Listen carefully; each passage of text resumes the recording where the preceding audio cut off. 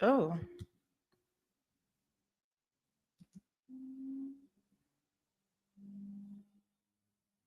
Hey, welcome, welcome, welcome. That's the easiest way for me to get everybody, that were, like that was waiting. Hopefully they had their notification buttons on and things of that nature where they're able to actually get the verdict. Um, yeah. Awesome, awesome, awesome. Hopefully I did put the link in there. Did the link work for you to come right over, Benny?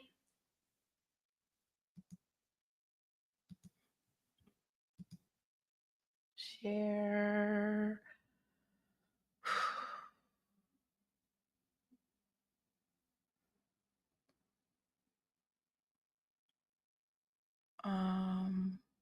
Wait a minute, cancel.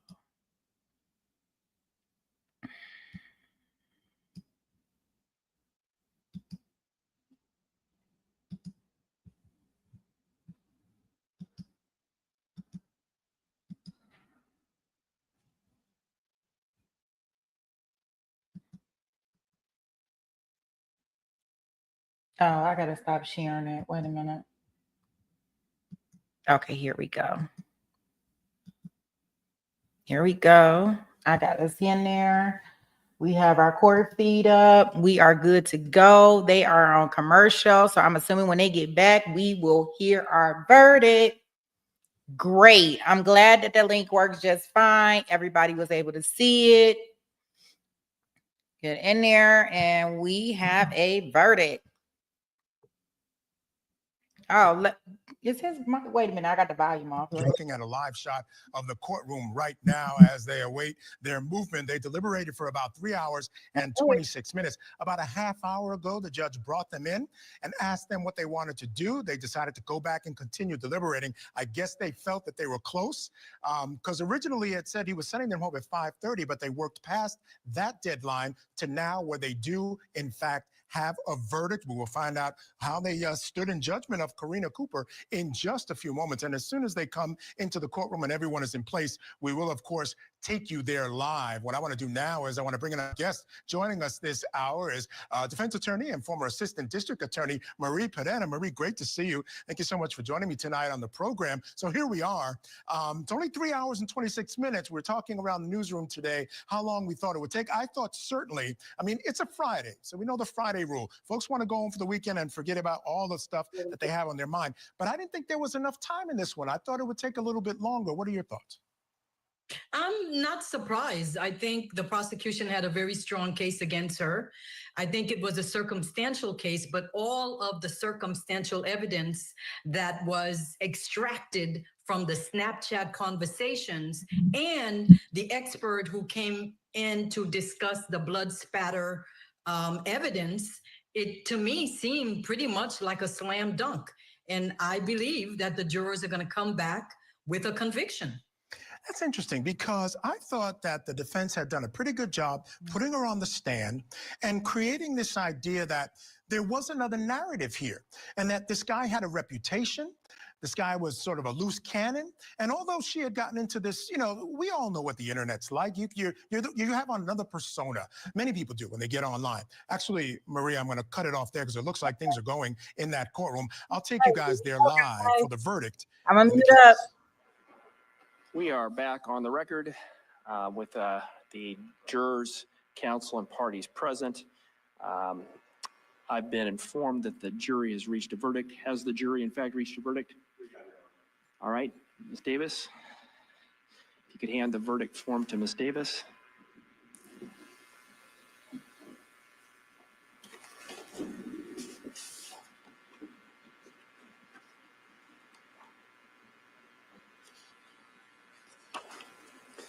Would counsel and parties please stand?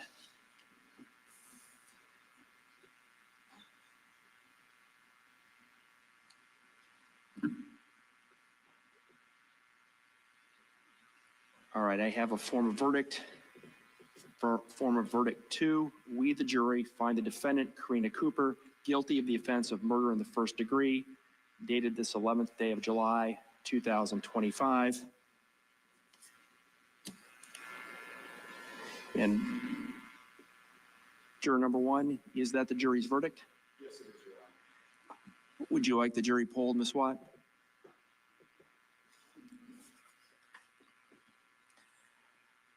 All right, ladies and gentlemen of the jury, at this point, I'm going to ask that you return to the jury room with Ms. Davis just for a bit. We have a couple matters we need to wrap up here, and then I will come and talk to you in just a bit before I release you from your obligations in this case. So thank you, and we'll see you in just a few minutes.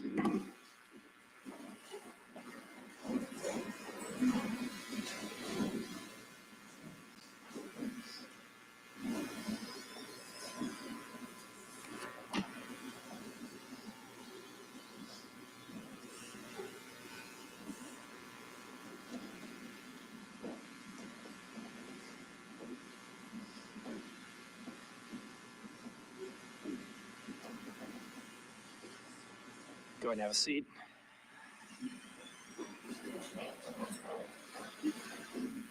All right, I will, based on the verdict, I will enter an order, not today, but sometime over the weekend or Monday morning, because I need to get a date and time, but I will set this matter by separate order for sentencing hearing. I will not be ordering a PSI because of the offense charged and on which the jury has rendered a verdict. Ms. Cooper, I need to advise you that you have a right to file a motion for a new trial and or motion in arrest of judgment. Any such motion must be filed no later than 45 days from today's date, but in any event, not less than 5 days prior to the date that is set for sentencing in your case. If you have questions about those, Ms. Watt and Mr. Hawbaker are the people to talk to. Pursuant to Iowa Code Section 811.1, prior bail provisions are revoked and no bond is authorized at this point. Is there any further record that we need to make on behalf of the state? No, Your Honor, thank you. Any further record we need to make on behalf of the defendant? No, Your Honor. All right, then we are adjourned. Thank you. Wow. So there you have it. Karina Cooper, guilty of first-degree murder. All right, so there you see Karina Cooper. Very emotional, obviously. Found guilty by this jury after 3 hours and 26 minutes of deliberations of first-degree murder of her husband, Ryan Cooper. Obviously, they didn't buy her story. She took the stand and said it was all Houston Danker, her somewhat lover. I guess you could call him her lover. They had one sexual dalliance, according to her, on the stand. But now she'll be spending the rest of her life in prison. As you heard the judge say, he's not going to order a PSI or pre-sentence report, which is what you would normally have in helping to determine the sentence. But this is a mandatory life in prison without parole. So she will be going through those doors and never to return to public life. And there she goes, Karina Cooper. All right, let's bring back in our guest, still with us, defense attorney, former assistant district attorney Marie Pedetta. Marie, what do you make of the jury's decision? 3 hours, 26 minutes. Again, I was getting ready to say, or I was saying that I thought the defense gave this jury something to think about. Seems like they thought about it, but didn't take very long to dismiss it. No, because even though it was a circumstantial case and she was pointing the finger at a third-party culprit, the text messages from Snapchat were clear.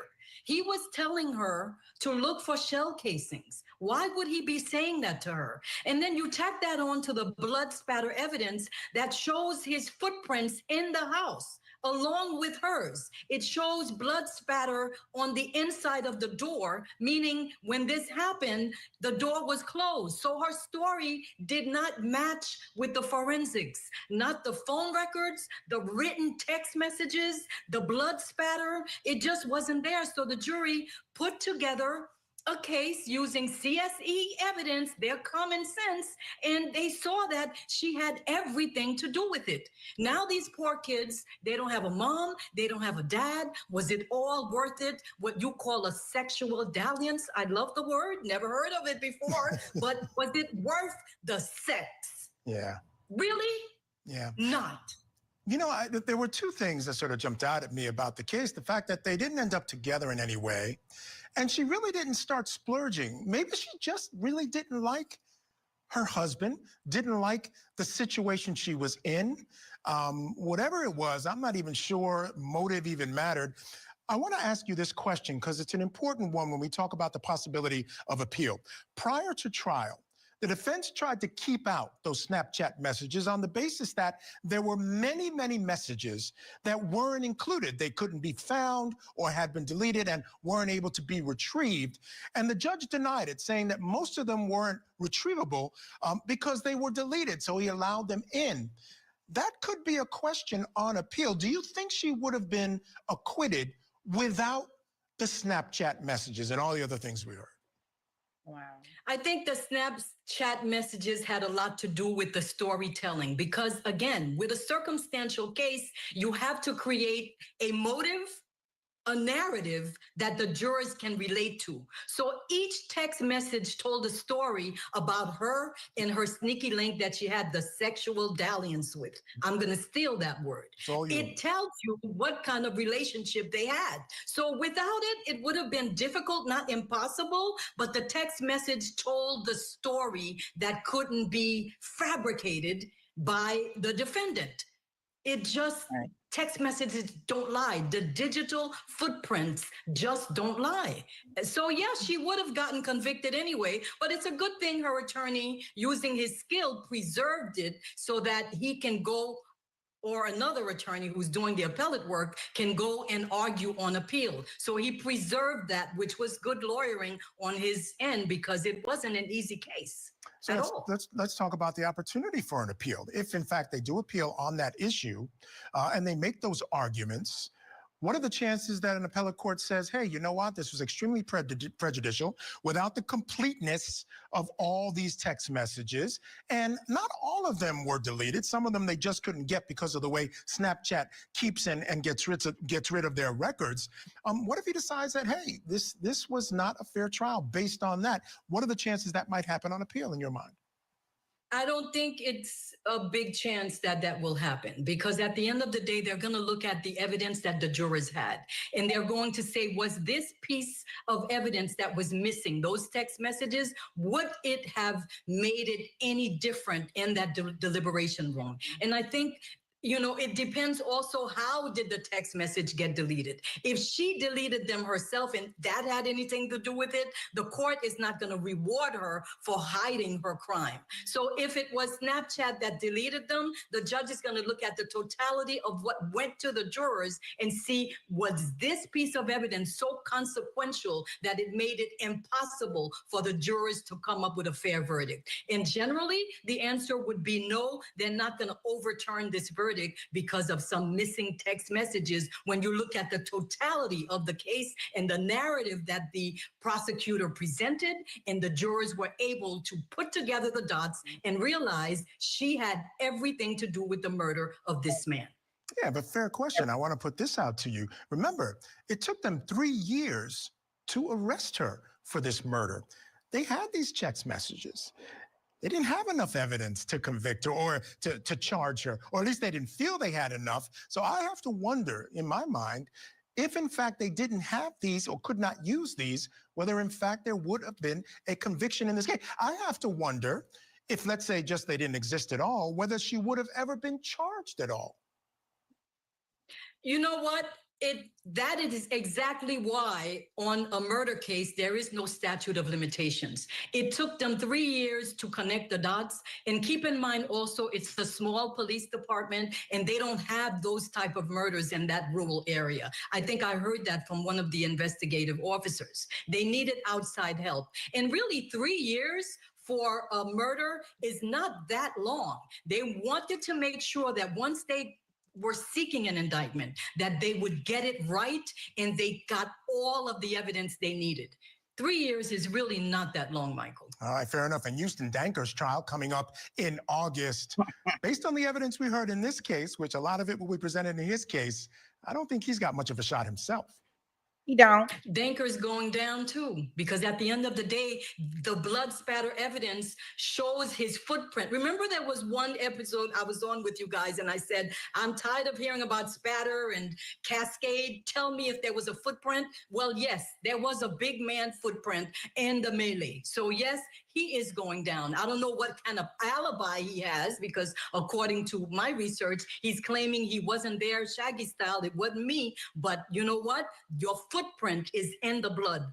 Tell me about that. How did that happen? Yeah, not sure what he's going to argue, but he is arguing, saying he wasn't there. He's going to say he was at his parents' address. We'll see. All right, Marie, stand by. I want to go take a break here, but before we do, we have an update on a developing case. That is too funny. Danker is going down. He might as well just go ahead and plea. He might as well just go ahead and plea out and just let's save the taxpayers some of their money. Like, let's do that. How about that? Like, let's not do all this extra stuff. You know you guilty, right? Let's look at her, Miss Hysterical, Miss Drama Queen, throughout the whole entire trial. Let's see what she got going on. Let's look at what she first found out. I know they had that category. I gotta see her again before she go away. Let me see. Let me rewind. Oh gosh, why they do it like that? Let me see. Okay.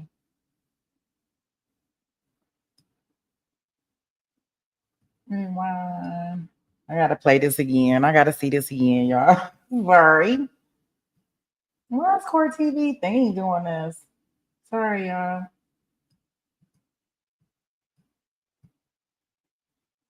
Maybe because I'm in a live broadcast or something. I don't know. It's kind of weird. Maybe I'm not gonna be able to play it because I'm on their live stream, but it usually let me pause and stuff. So let me see. A conviction in this case. I have to wonder. We're previewing each day's proceedings in the attempted honor killing trial. Opening statements with Julie Grant. Mornings at 8/7. Oh well, I thought I was gonna be able to rewind it so I could see it again. That's okay. Let me go in here. I can find it somewhere else. They probably posted it already on YouTube because I'm not watching it on YouTube. I was watching it directly from their channel. I think it's kind of nice when I watch it directly from there. But let me see if I can find it.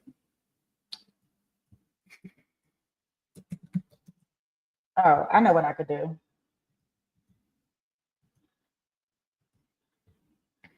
I can go to my channel and watch it. Watch it, right? That's what I could do. I ain't even got to go there.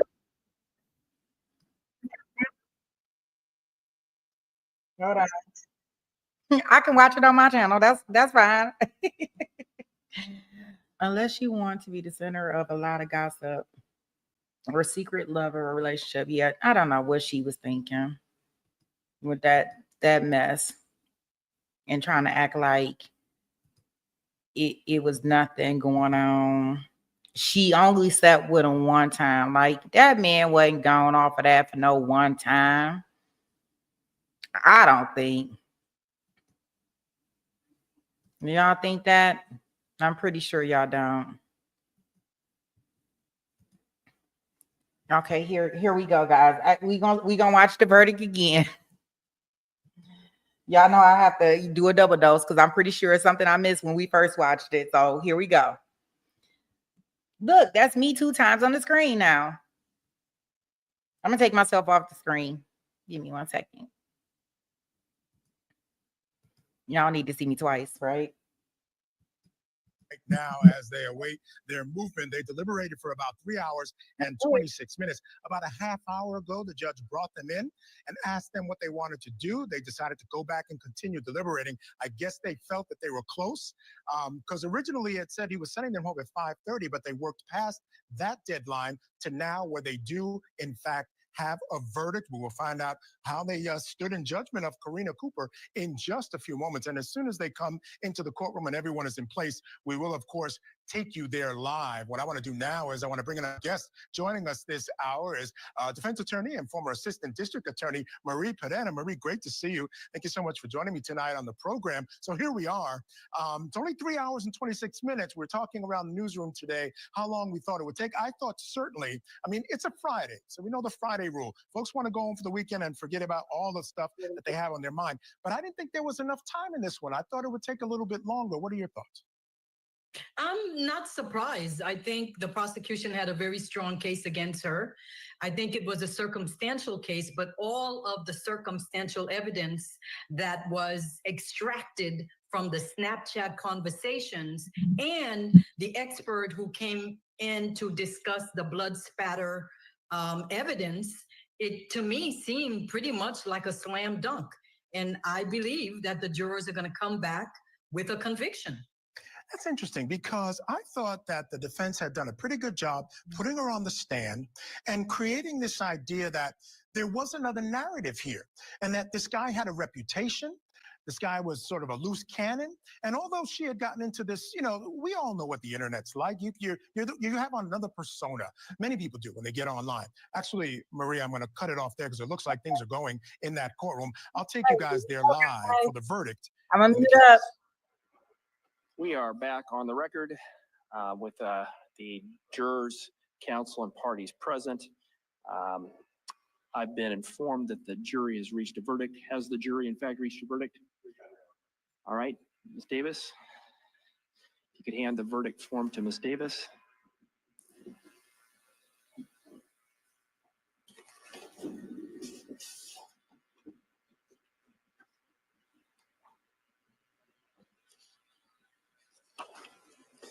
Would counsel and parties please stand?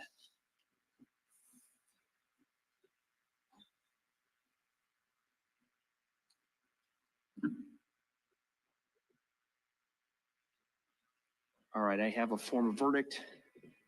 For form of verdict 2, we, the jury, find the defendant, Karina Cooper, guilty of the offense of murder in the first degree, dated this 11th day of July, 2025. And juror number 1, is that the jury's verdict? Yes, it is, Your Honor. Would you like the jury polled, Ms. Watt?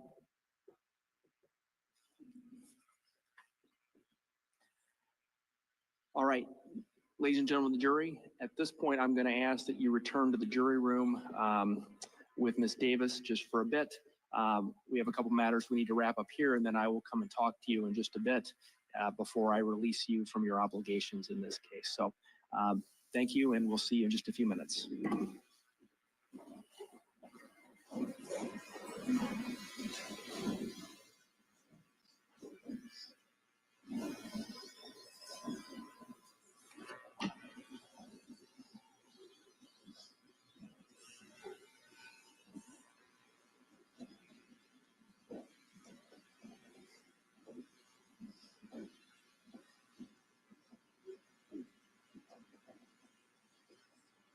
Go ahead and have a seat.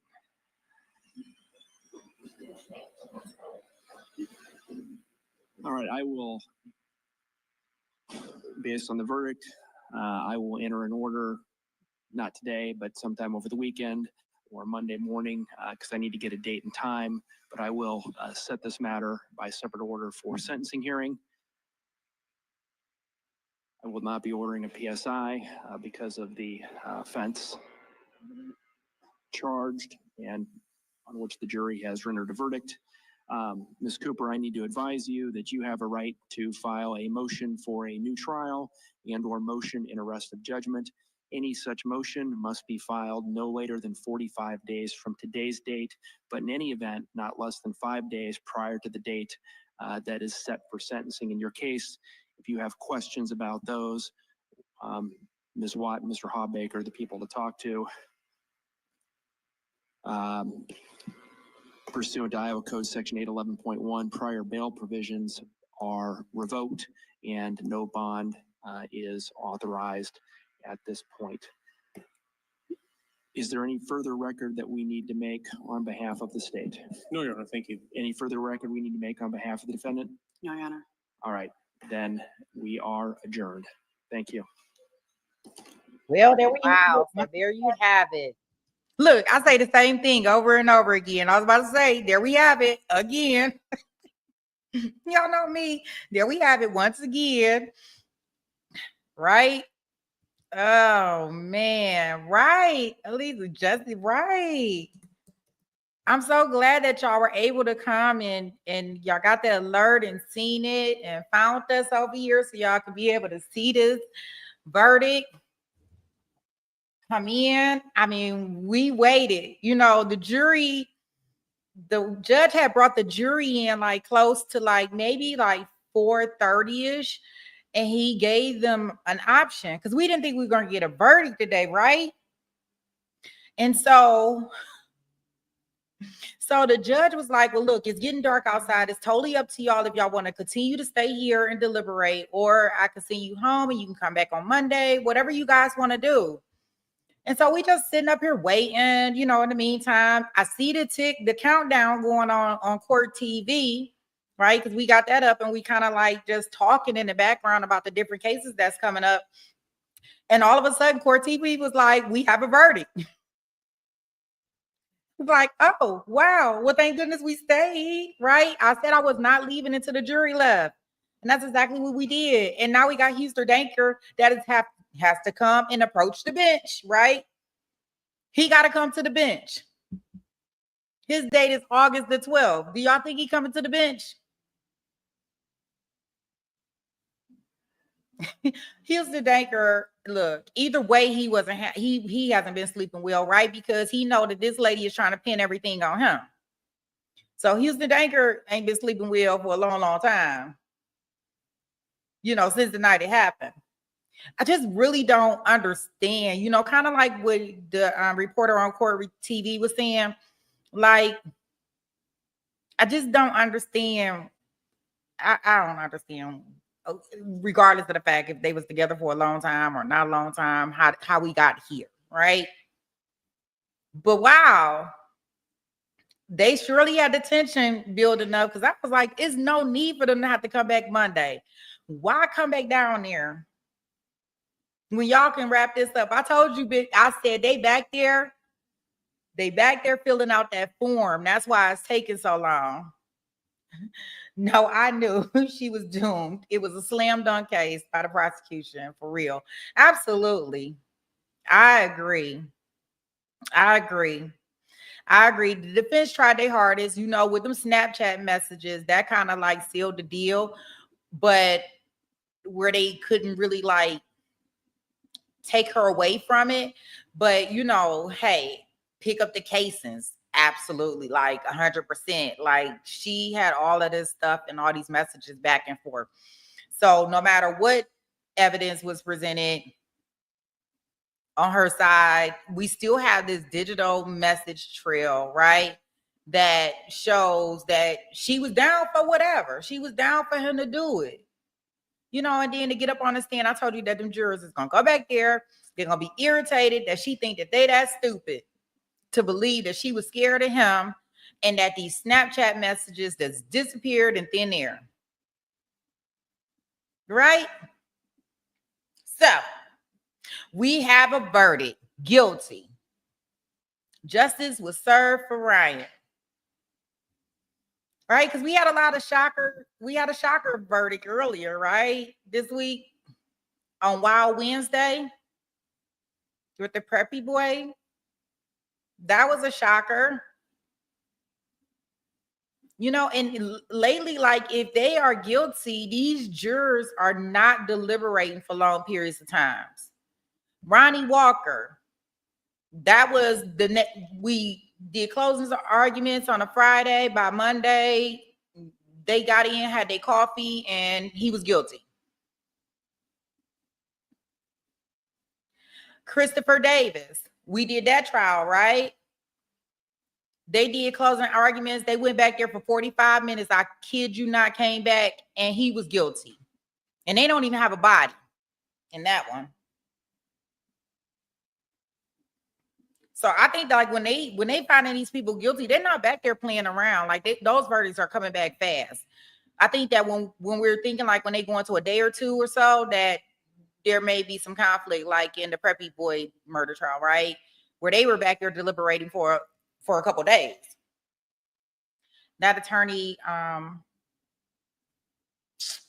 TB, was saying what he said because that's his job. He's looking at both points of view and arguments. Okay, the one on TV. Oh, okay. On I'm like on TV. Okay, TV.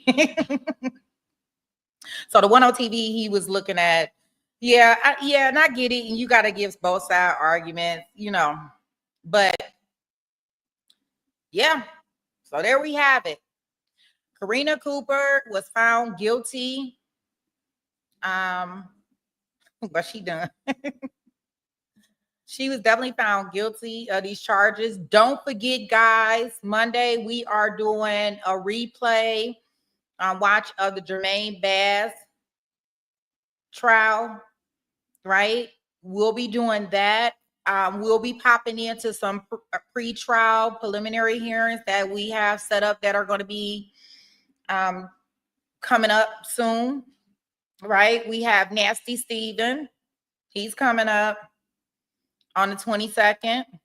He's going to be in court on Monday, trying to limit how many cameras can be in the courtroom, and he don't want to be in handcuffs and stuff during his trial. So they got a couple motions that they're going to be doing. We're going to pop in there. Then we have Bianca. She's going to be coming to the bench for some pre-trial motions because her case is going to be starting in October. So we're going to pop in on that one. And all in between, we'll be doing our replay of the Jermaine Bass trial. Can't wait. Be square. You say can't wait or be square and miss out. Yeah, we are going to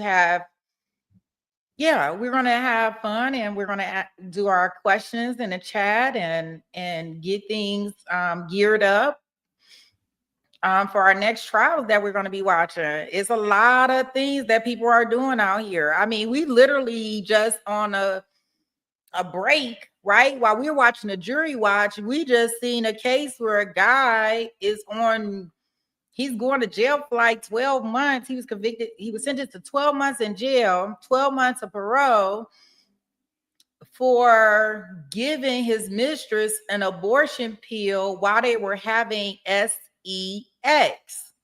And I learned a lot of things today. Didn't even know you can give a pill via sex to somebody, first of all, without them knowing. Didn't know there was a pill out there, and it caused an abortion. So he got 12 months in jail, and it's called the abortion trial.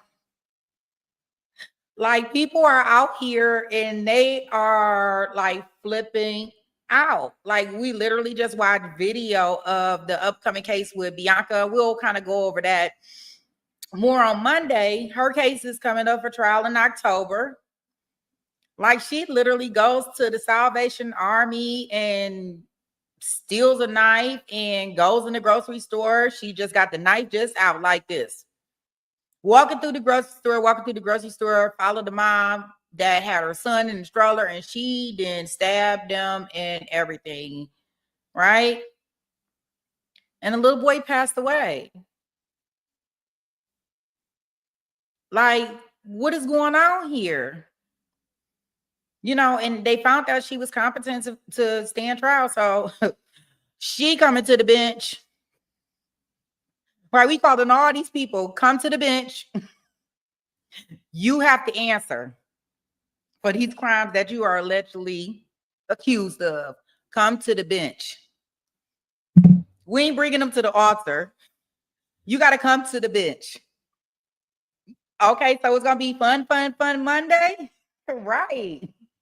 Monday of Mayhem Madness. Good one, Biddy. Work on Tuesday. Okay, we got 4 days out of the week. We got Wild Wednesday. We got our Thirsty Thursdays. Then we got our Fabulous Fridays. Look, I'm going to call it Fridays and Fridays. And now we have Monday of Mayhem Madness. And that's probably right because everything go down on the weekend, right? So we'll be in there. This is going to be so awesome, right, guys? We got so much to look forward to. I just wish people, maybe they should stop. Stop doing all this stuff. Stop doing all this stuff, right? Right. Come to the bench. That's what we call it. All people to the bench. All of them. Everybody, you know, and if anybody ever wants to come up and talk or anything, just put it in the chat. I'm welcome for panel discussions about any of these cases, any trials that you just want to kind of like talk about. I'm down for whatever. So we're here to learn, be informed, and also be able to think like a juror, like what we think that out of the evidence that we've seen, although we are able to get evidence outside of what the jury can see, right? We do have a little bit more knowledge than they would have because they're not supposed to be looking at anything, right? So with the knowledge that we actually receive in the courtroom and what the jurors actually, you know, receive is a little bit different, but we can kind of like see it from their eyes, right? I mean, because we are them. And we come from different backgrounds, we have different experiences, all of those things, which makes up the jury. So there you have it. And it's just kind of seeing what's the mindset and how they're coming to these conclusions, like what evidence is presented. And that's what we do here. And we just provide it with no filters, no fluffs, and we're right in the courtroom. So you're just getting the facts, right? And that way you can be the judge. Right. Because we want to make sure justice is served, you know, because you are, you know, innocent until proven guilty, although the court of public opinion will doom you before you get started. And I guess that's why they have that's definitely why our justice system has the 12 jurors. In some cases, they have 6, depending on what the charges are, in order for people to decide. Absolutely. Yeah, so I thank everybody for joining me. Do anybody want to see the verdict again before we head out for our Friday, our fabulous Friday? We had so much fun today. Y'all let me know. If not, you know it's going to be on the channel. As soon as I end the stream, it'll get on there. I'll send out some stuff, some alerts. I already got the Jermaine Bass alert, so make sure you have your notification bells on. Make sure you subscribe. Make sure you share. Make sure that you like the video. You're welcome. I know, till Monday. You have a nice weekend, Benny. Make sure that you picnic and stay out while you can, right? During your dry time. Until it starts raining again, right? Yeah. All right, y'all. We had a fabulous Friday and a fabulous week overall. We had Wow Wednesday, which was a wow. You know you were definitely in the right place, right? Where there's no filters, no fluff, just facts, so you could be the judge. See y'all Monday. Thanks, guys. Bye. Thanks for tuning in. Have a great weekend. Monday. We back at it.